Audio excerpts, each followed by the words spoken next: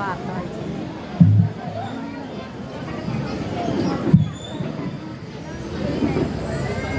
അസ്സലാമു അലൈക്കും വറഹ്മത്തുള്ളാഹി വബറകാതുഹു. നമ്മളെല്ലാവരും ഒന്നിച്ചു കൂടിയിരിക്കുന്നത് അള്ളാഹുവിൻ്റെ റസൂലിൻ്റെ ജന്മദിനം കൊണ്ടാണ്. ഈ വേദി അള്ളാഹുവിൻ്റെ റസൂലിനെ കുറിച്ച് അല്പം പറഞ്ഞ് ഞാൻ അവസാനിപ്പിക്കാം. അള്ളാഹു തൗഫീഖ് നൽകട്ടെ. ആമീൻ.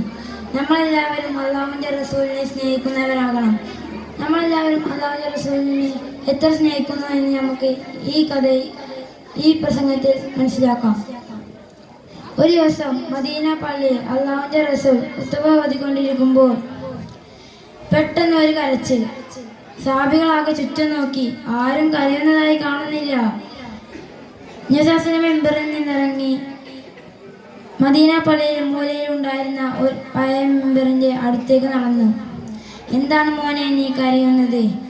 ഇനി എൻ്റെ മുകളിൽ കയറി അള്ളാഹുവിൻ്റെ റസൂൽ ഖുതുബ ഓതില്ലല്ലോ എന്ന് വിചാരിച്ചാണ് ആ മെമ്പർ കരഞ്ഞത്.